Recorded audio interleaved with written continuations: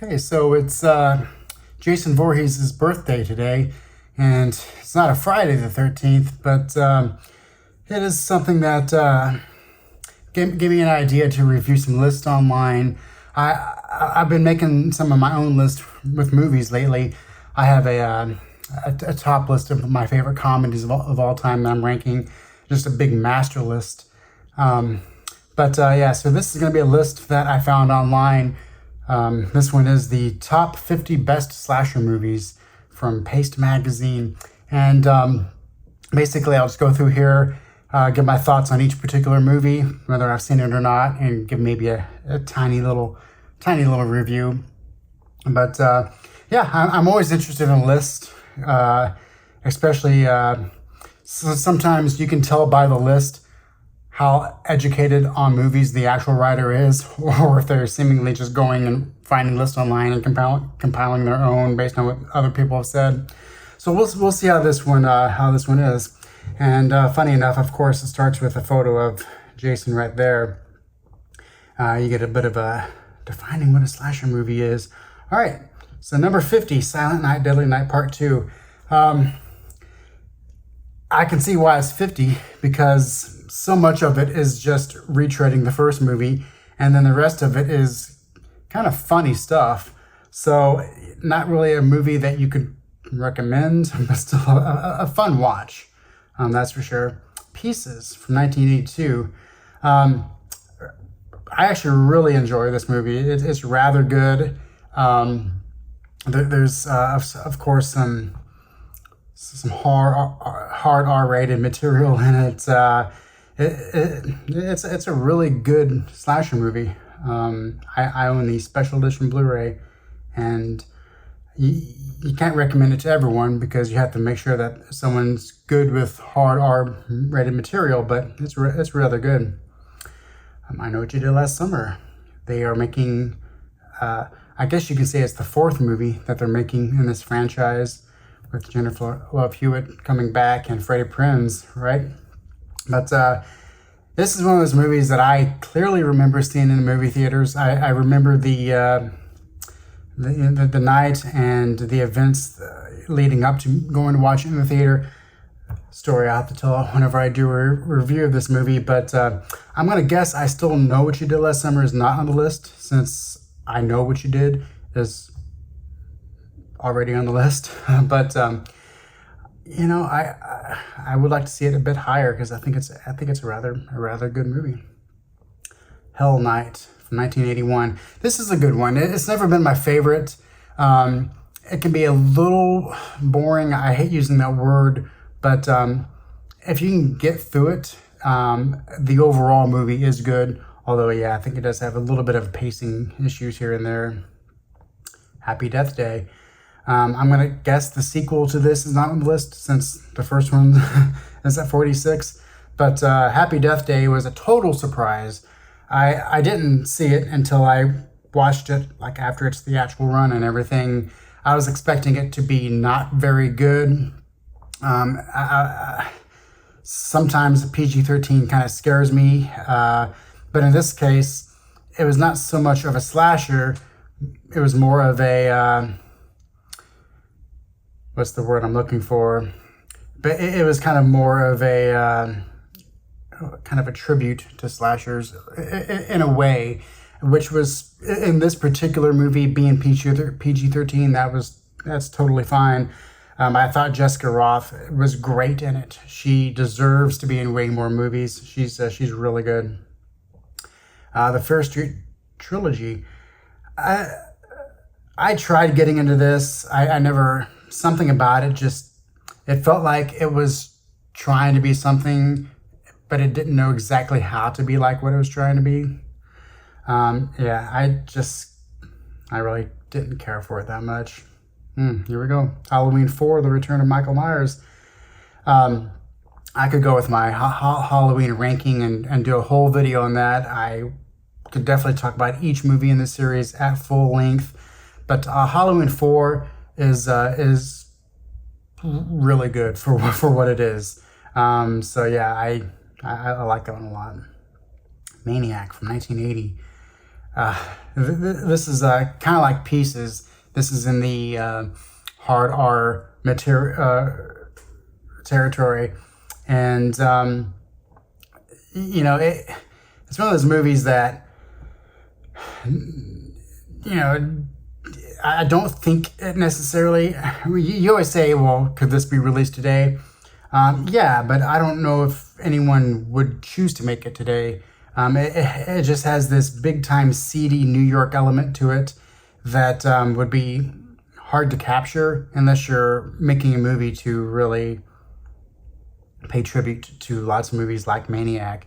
Lots of movies in the 70s and early 80s taking place in New York in the 42nd Street type of districts and other areas of New York just have that certain, like this article says here, griminess, definitely. But yeah, I really like Maniac. Prom Night. This one is a good slasher movie. I think Jamie Lee Curtis being in it kind of elevates it a little bit more because, like so many of the hundreds of slasher movies that came out in the late 70s and especially the 80s, I think this one could have been one of those lost in the bunch if it wasn't for her being in there, especially just a couple of years after Halloween. It's a good movie. I definitely own it. I definitely enjoy it. It's not one I revisit as much as lots of others, though. Terror Train, I kind of put that in the pretty much the exact same territory as Prom Night. It's probably even a little bit better than Prom Night, just because some of the wacky characters and it's just overall just a little bit more memorable. Slumber Party Massacre. This one, I really enjoy this movie. The everything about it has such a low budget, but that makes it feel very, very natural. It's like, here's a nice little time capsule of California in the early 80s and what teen girls did or did not do, who knows really. I mean, it's a movie, but it sure feels like, hey, this is kind of like a slice of life of a teenage girl in the 1982, and well, now you got this driller killer on the loose. I thought the killer was really memorable, the way he acted and pranced around. And the best thing about this movie is, if you took the killer out of it, I would still enjoy all the characters and the shenanigans and just everything about it. There's a lot of things in the movie that is just makes it a really fun watch. Intruder 1989, Scott Spiegel. This was one I need to watch because I've heard of it, but I just have yet to really get around to it. Considering it's Scott Spiegel, that definitely makes me want to watch it a little bit more. But yeah, we'll see. And it being 39 on this list and above all these others, it gives me high hopes to watch it soon. April Fool's Day, definitely to me. A lot like Terror Train or April Fool's Day, not April Fool's Day, Terror Train and Prom Night. It's good. It's just not one I really revisit all that often. Halloween 2, to me, an excellent sequel. It feels so much like, I mean, every Halloween I watch the 1978 Halloween, and I follow that directly with this because that's the only way to watch these two movies. They're shot by the same director of photography, Dean Cundy. You got John Carpenter back. He's not directing it, but he wrote it. You have Jamie Lee Curtis back. I mean, it totally feels like it's one 3-hour long movie, and they just released them separately. I really like Halloween 2 quite a lot. Urban Legend. This one's good. The surprise of who the killer is better than the lead up to that. There's not enough good characters. There's a lot of I mean, there's lots of good characters, but the main character is not as well written or as interesting as some of the other characters around her. Um, I still own the Blu-ray, the special edition from Scream Factory, and I do like it. It just could have been better. Torso from 1973. This is the tops for me. This would be in my top 10. The story I have about watching this is a really good story that I will talk about one day. This is definitely a giallo, which is basically the Italian slasher slash detective film genre out of Italy. Kind of, I mean, you want to talk about movies that were slashers before Halloween. The Italian giallo movies, I think, deserve a high regard over some other movies that, like Peeping Tom. You could call that like the quote unquote first slasher or something like that. But Torso is more like the quintessential slasher movie, and it's one of the earliest ones. So many great things I can say about this. Just a top notch giallo. Yeah, one of my all time favorites. The Final Girls from 2016. Yeah, I know of this, never saw it. It seemed to be one of those movies that not many people talked about. I don't know. Taking a look at the screenshot, it looks like it could be okay. I don't know. There's not much for me to go on, but I'll have to remember and check it out. Here's another top 10 one that should be way higher than 33, Child's Play. Child's Play is, if you tell the premise to just about anyone, they would say, oh, that's probably a junk movie. But it's a really good horror thriller. I guess you could consider it a slasher, yeah, but it's more of a psychological thriller, at least for the first half, especially. But yeah, fantastic movie. Then Scream from 2022. That's interesting that they include the fifth movie of the franchise here at number 32. So I got to wonder which other Scream movies are on this list. But yeah, what a really good movie. All the Scream movies have been, as far as my own personal thoughts go, they're pretty much all on the same level. You got the first one that stands out a little bit more than all the other ones because it's the first one.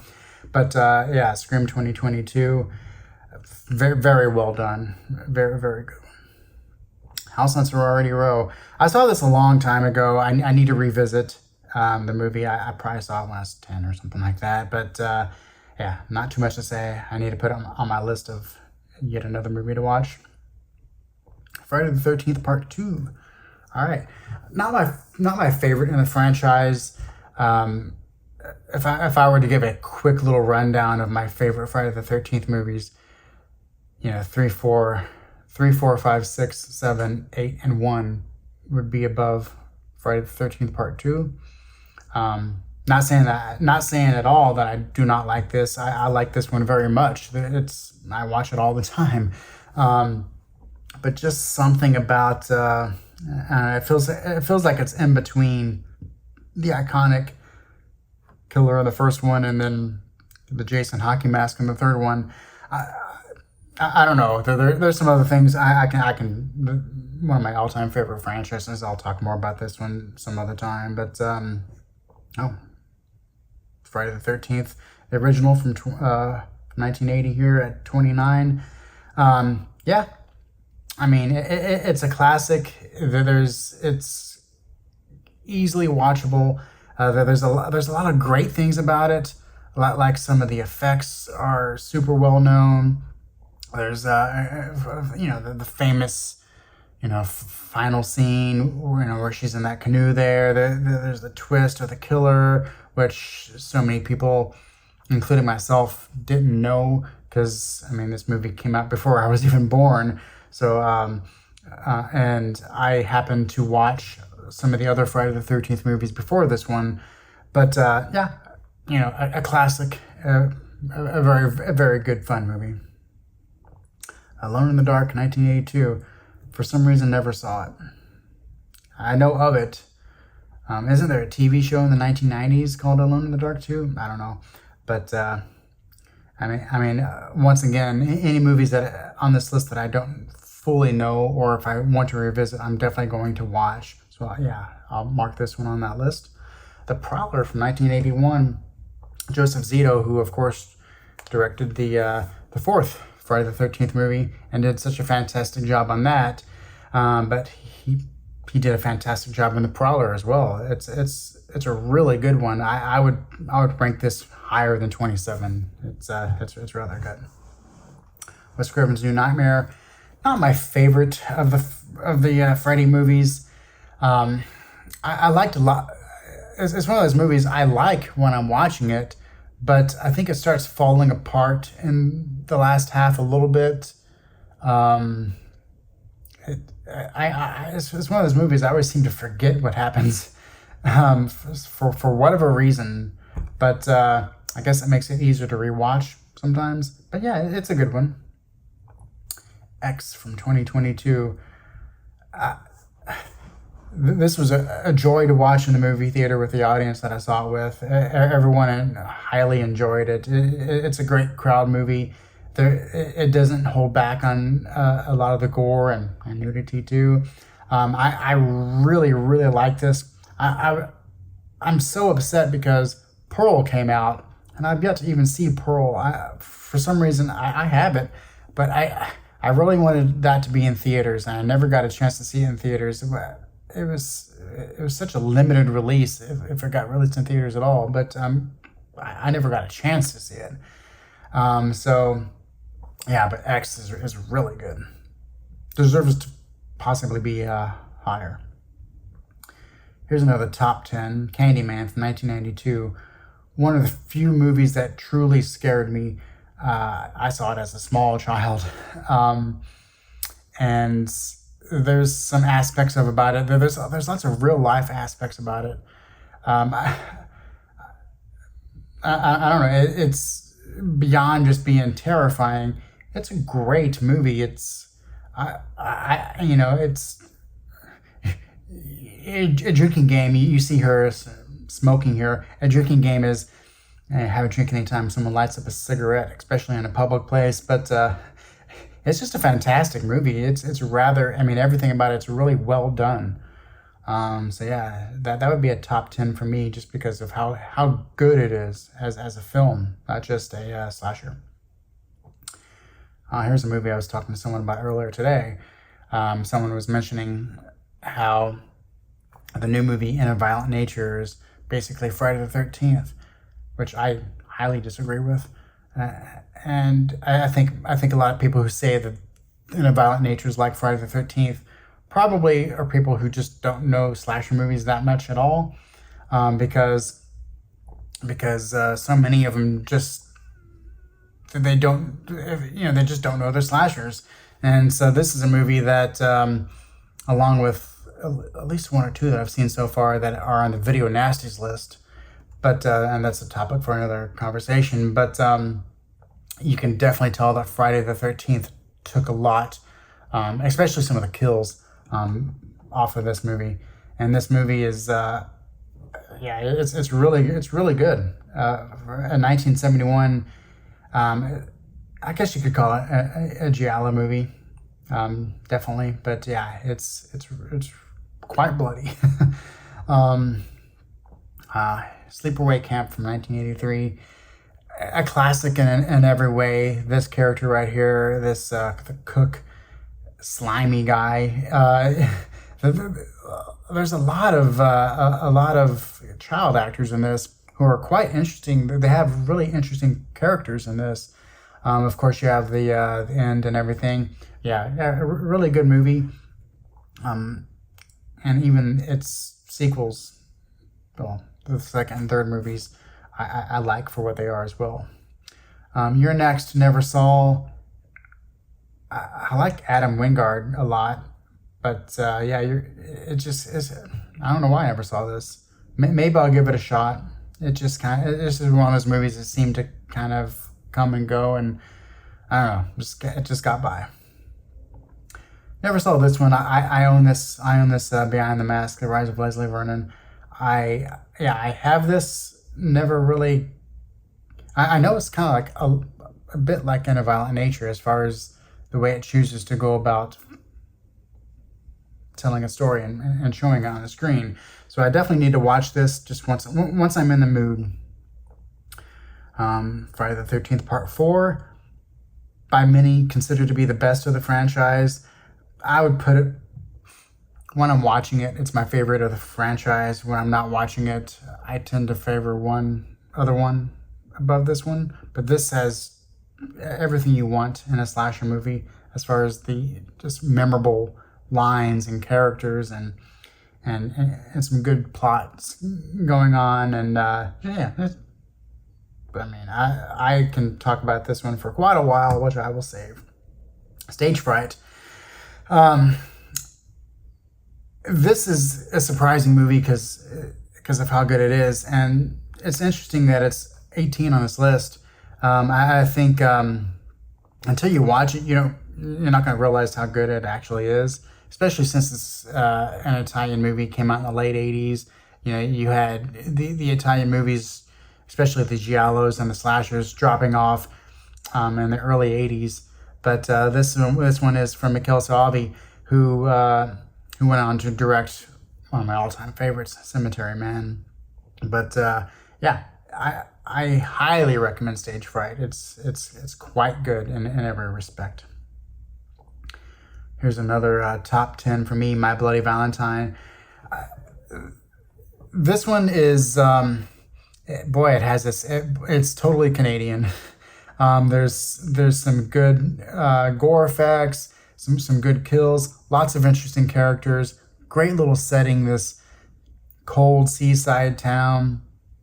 Yeah, I don't know how much, if you've never seen it and you watch it now, how much you will like it, unless you saw it maybe as a kid. I don't know, but I will. This will be a whole video of itself along with its remake that I will have to talk about. Tenebrae, another one of my all-time favorite giallo movies. The gore stepped up in this one, and there's some shocking scenes of just some really excellent effects. A somewhat of a complicated storyline. It's deep. It's lots of giallo movies can be a little confusing unless you're really paying attention. But yeah, one of my all-time favorites. Possibly my favorite Dario Argento movie. I highly enjoy it. The Funhouse from 1981. This is good. It's not spectacular, but Tobe Hooper definitely does not get enough. He deserves way more praise because he did some of the Texas Chainsaw Massacre movies, and of course got famous for that. But he made a lot of gems over his lifetime, a lot of really good movies. And this one, I watched for the first time just a couple years ago, and yeah, it's really good. I'm not sure about it being 15 on this list, but yeah, I mean it's rather good. Nightmare on Elm Street 3. A lot of people will place this as their favorite or their second favorite behind the first one. I like this one. I would put a couple of others ahead of it just because I like some of the visuals and some of the feelings of the other movie, of a couple of the other Nightmare on Elm Street movies. But yeah, there's no denying that Dream Warriors is not a classic. It's really good. Friday the 13th Part 6. It'll be interesting to see how many Friday the 13th movies are on this list. 6 is great because it's kind of a comedy. It has this unrelenting pace, and the music just pushes along, and it's incredibly easy to watch because of that. Of course, lots of great things, and of course, I'll be talking more about this later on. You got Scream from 1996. Possibly a top 10 movie for me as far as slashers go, just because it's iconic, but yeah, it's really well done, and it came out at the perfect time. The slasher movie craze was basically over. Horror movies were basically over. You got lots of good stuff in the early '90s. Some standout horror movies in the early '90s for sure, but there wasn't this craze. And a lot of movies from the early '90s just got shunned or looked over just because a lot of people was tired of horror and slasher movies. But this came from kind of from out of nowhere and just was just a huge hit. And that's because it's a really good movie. There's no denying that. So great.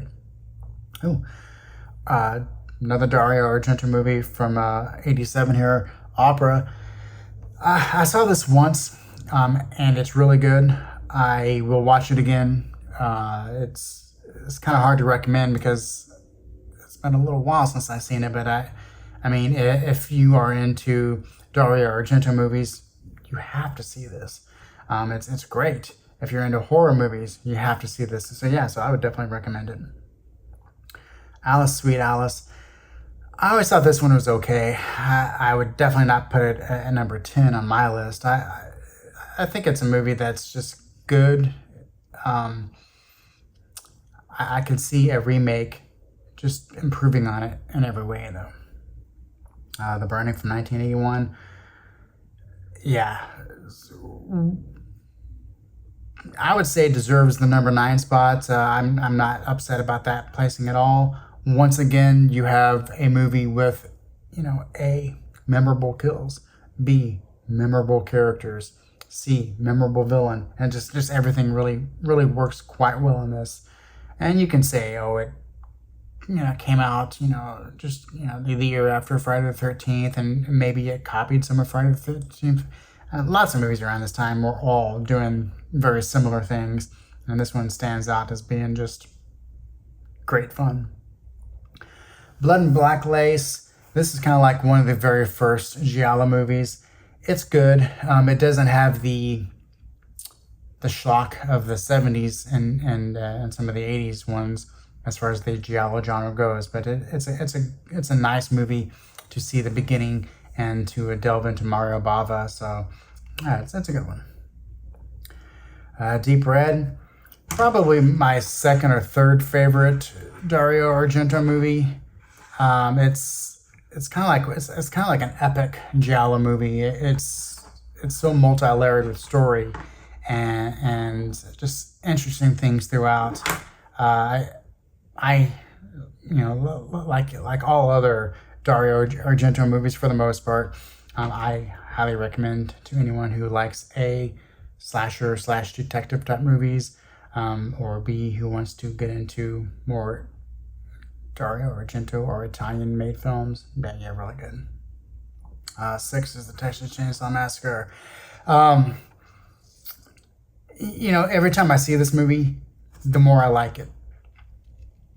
And I saw it when I was real young. I've been to the gas station where they filmed the scenes. I have watched this multiple times. I own 2 different copies on 4K. I love this film. It definitely deserves its place on this list. Here we go, Peeping Tom. This is good. It's a little slow. I like it, but it's never one that I liked well enough to be able to say, oh, it's a great slasher movie. To me, it's more of a really good kind of just a good story movie. I put the story of it before I would say put it in the category of slasher. And another movie, Psycho, that a lot of people claim to be one of the first slashers. You could say that, but not really. It's more of a psychological horror movie that pushed a couple of buttons back in 1960. Not to say it's not great. It's a fantastic movie. It deserves nominations. It's really good. The 4K is wonderful. I could do a whole video on this for sure. Like most of these movies, but I hesitate calling it a slasher, Just like I hesitate calling Peeping Tom a slasher, even though lots of people say, oh, it's one of the first ones. I don't know. I don't see it that way. Black Christmas from 1974. I always liked the remake from 2006 better. I like the 1974 one. Again, it's kind of like an early slasher where, yeah, a lot of people get killed, but I don't know if I call it a slasher movie. It's more of a horror movie. It's more of a Christmas horror movie, which I like. I think Christmas horror is a nice genre, and this is a Christmas horror movie, a little bit more than a slasher, I think anyway. And it being number 3, that's pretty high. It's a good movie, but I never thought of it as being that great. There's some things for me that just kind of hold it back from greatness. Nightmare on Elm Street, the original. Nothing beats the original when it comes to the Nightmare on Elm Street series. There's so many iconic things in it. There's so many great sequences and shots and lines and stuff. It's one of those movies you could watch the entire series and then go several years and then watch this first one again and you don't realize that it has so many iconic things in the first movie. You feel like, oh, there's so many great things in this one that certainly one movie cannot have all these classic scenes and tropes and things. It does. It's really good. And of course, Halloween 1978 is number 1. You know, it's my favorite slasher. It's going to be at the top of a lot of people's list. It's one of those movies that I think if you put it at number 1, a lot of people might say, "Oh, of course you put it at number 1." You know, it deserves it though. It does everything so well, and yeah, it's a movie that I watch every Halloween. Like I said, with it and its sequel. It's interesting that the first, second, and fourth one is on this list, but the other ones are not, including the third one, which is the third one's a slasher, kind of, sort of, not really. But I could talk hours about this movie. I will have other videos on this movie alone. Overall, I would say that the writer of this list knew what they were talking about. They probably did not get their ideas from other lists or anything, especially when they have movies like some of the Italian movies on here, or some of the more rarer movies.